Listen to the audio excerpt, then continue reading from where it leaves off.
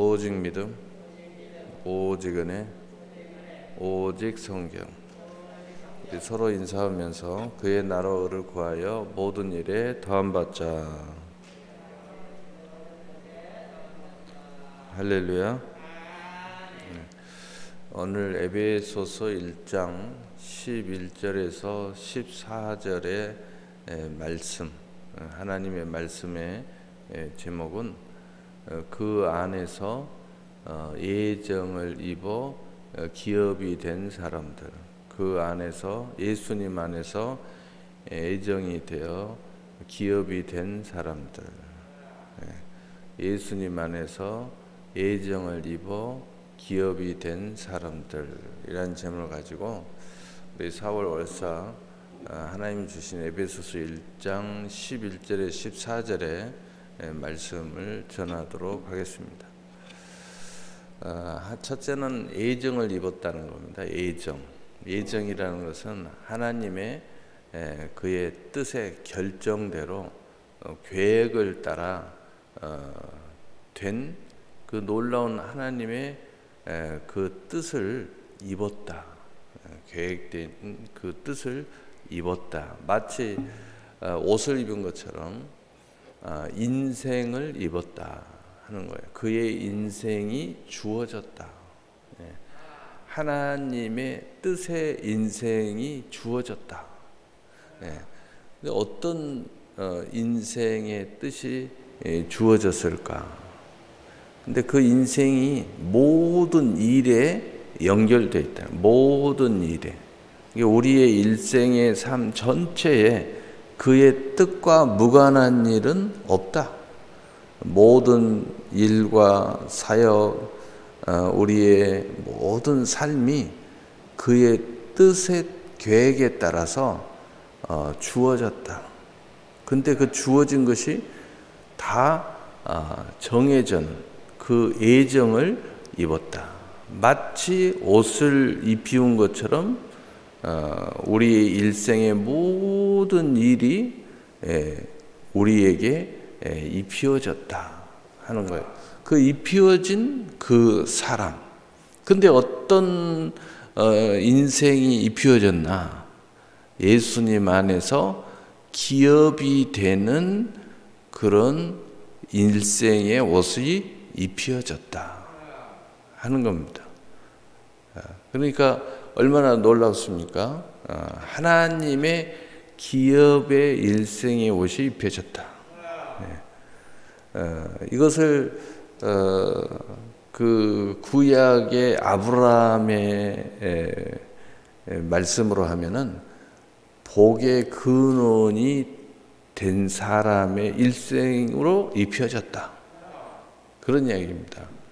그러니까 모든 복을 이어받도록 그 문이 되도록 그 통로가 되도록 그 키가 되도록 하는 사람의 일생의 옷이 입혀졌다 하는 거예요.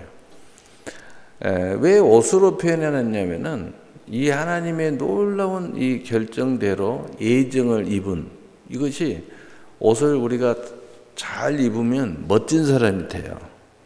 그런데 불편해하거나 잘못 입으면 굉장히 어울리지 않는 멋진 모습이 안 되죠. 똑같은 옷을 입어도 멋지게 자연스럽게 이게 이렇게 입으면 멋진 인생이 된다.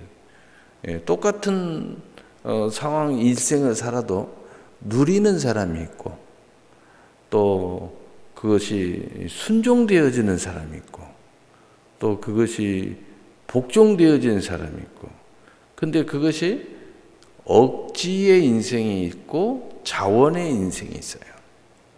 그것에 따라서 상당히 우리 인생의 모습이 달라질 수 있다. 그 이야기를 하는 거예요. 그래서 이 피움을 받았다라고 표현하고 있는 겁니다.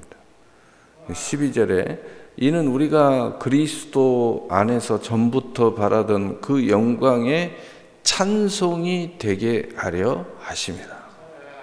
여기에 이제 목적이 나타났어요. 왜 우리에게 그 안에서 기업으로 예정되었을까? 그런 일생의 옷을 입혀줬을까? 그것은 그리스도 안에서 전부터 바라던 그의 영광에 찬송이 되는 사람, 그 일생을 하나님께서 삼으시려고 그렇게 하셨다는 거예요. 그러니까 이 사람들은 하나님의 영광이 된다는 거죠. 모든 사람들이 이 사람을 보면 하나님의 은혜를 받았구나, 하나님의 복을 받았구나, 하나님이 기적적으로 역사하셨구나, 하나님이 동행하는 사람이구나, 하나님이 천국으로 인도하는 사람이구나, 이 등등의 수많은 간증과 증거를 마치 찬송하듯이 노래 부르듯이 하나님의 영광을 드러낸다는 거예요. 근데 얼마나 멋진 인생이에요. 누가 보든지 하나님의 영광을 칭송한다는 거죠. 이 사람을 보니까 하나님 살아계시네요. 이렇게 되는 거예요. 그래서 어떤 사람은 그걸 부러워하는 사람이 되고, 어떤 사람은 두려워하는 사람이 되고, 어떤 사람은 나도 저렇게 됐으면 좋겠다라고 바라는 사람이 될 수도 있다는 거죠. 그래서 이것은 그의 일생의 위치의 직임, 마음의 가짐에 따라서 달라져요. 좌쪽에 있는 사람들, 예수님의 표현으로 이야기하면 영벌의 입장에 있는 사람들은 두려워할, 불편해. 그런데 우편에 있는 사람, 영생 쪽에 속해 있는 사람들은 나도 그 영광에 참여하고 싶다. 나도 저 하나님의 예정된 기업이 되고 싶다. 하나님과 동행하고 싶다. 이런 그 바라는 역사가 일어나게 되는 것이죠. 오늘 13절에 그 안에서 너희도 진리의 말씀 곧 너희 구원의 복음을 듣고 그 안에서 또한 믿어 약속의 성령으로 인치심을 받았으니, 이제 이것을 위해서 하나님의 그 기업의 영광의 찬송이 되는 그 예정된 일생의 옷을 입기 위해서 하나님께서는 우리에게 예수님 안에서 예수 그리스도라는 그 선물, 믿음의 선물 안에서 진리의 말씀 곧 너희의 구원의 복음을 듣고 그 구원의 복음을 듣도록 함으로써 그 안에서 또한 믿어, 그 안에서 믿음의 선물을 통해서 그리스도와 함께 상속자, 그리스도와 함께한 자녀의 권세, 바로 그 특별한 하나님의 선물, 지위, 자격, 권세, 능력, 바로 이것을 우리에게 허락하시는데 그 중심에는 누가 계시느냐? 약속의 성령이 계신다. 성령이 우리 안에 들어와서 인을 쳐버렸다는 거죠. 약속의 성령이라고 특별히 말씀하시는 것은 뭐냐? 그 모든 것들이 우리 마음 안에 딱 들어와서 성령이 인쳐버리면 그 하나님 앞에 약속을 받은 사람처럼 그게 믿어지고, 그리고 마치 모든 권세의 특별한 임명장을 받아버린 것처럼 특권이 내 안에 딱 들어버려요. 그래서 이것을 자녀의 권세, 그리스도와 함께하는 상속자, 그리고 그의 기업, 많은 그것을 약속의 성령, 마치 그 약속이 함께 내 안에 딱 들어와서 내가 믿어지면서 그것이 나의 믿음에 바라는 것들의 실상을 이루는 거예요. 그래서 바로 이 사람들은 믿음은 바라는 것의 실상이요 보지 못하는 것들의 증인, 믿음으로 그것을 바라봐요. 믿음으로 꿈을 꿔요. 그리고 그것을 믿음으로 성취해 가는 역사가 일어나는 거예요. 근데 거기에 중심에 뭐가 있냐? 성령의 권능이 있는 거예요. 그래서 너희가 성령 받으면 권능 받고 예루살렘과 온 유대와 사마리아 땅끝까지 이르러 내 증인이 되리라. 그 성령의 권능인데 내게는 약속의 성령의 권능으로 내 안에 자리를 잡는다는 거예요. 그래서 우리가 꿈을 꿔요. 나는 이것을 바란다. 이것을 원한다. 나는 이러한 하나님의 은혜를 원한다. 이렇게 자꾸 바라보는 거예요. 꿈을 꾸는 거예요. 자꾸 그것을 이루려고 하는 거예요. 믿음이 행함과 함께 자꾸 일을 해요. 근데 그것이 내게는 믿음이지만 그 믿음 안에는 성령의 권능이에요. 그리고 내 생각에는 하나님의 약속으로 그것이 자꾸 비춰지는 거예요.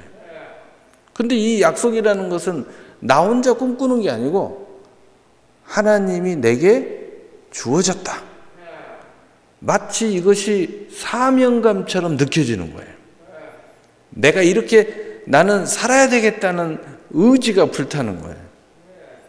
그래서 바로 그것을 약속의 성령이라고 말씀하고 있는 거예요. 그리고 이것을 인쳐버린 것처럼 마치 우리가 하나님의 택한 백성으로서 구원받아 천국에 이르는 것처럼 바로 그것을 인친 걸로 표현하는 거예요. 그러니까 내 삶을 그런 삶으로 내가 사명적으로, 운명적으로, 또 비전적으로, 소망적으로 그것을 받아들이는 거예요. 그러나 이것이 사주팔자, 운명이 아니고 우리의 진보, 침노적으로 우리는 그것을 이루어 간다는 거예요.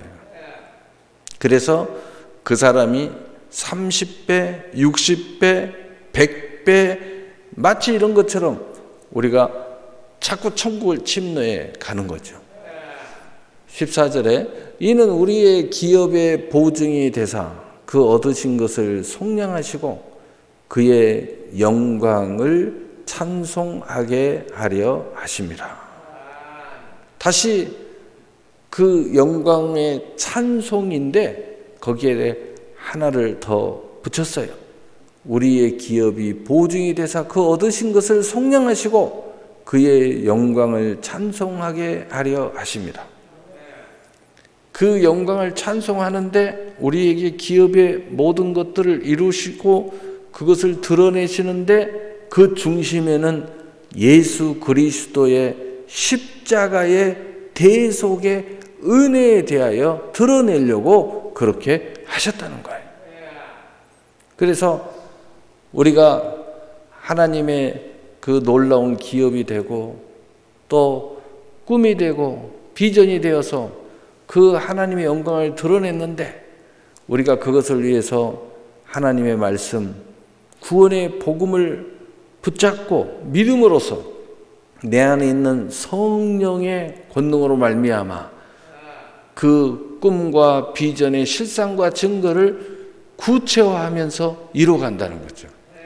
근데 우리가 그것을 이루어가고 드러내고 간증하고 증거하고 모든 사람들이 우리를 하나님의 은혜자다, 축복자다, 승리자다, 기업이다 라고 칭송하면 칭송할수록 그 중심에는 뭐가 있느냐? 저 사람은 그럴 만한 사람이 아닌데, 저 사람은 모든 게 부족한 사람인데, 이러면서 하나님의 그 은혜, 예수님의 대속의 은혜의 중심이 포커스가 맞춰진다는 거죠. 하나님의 은혜로구나. 예수님의 대속의 은혜로구나.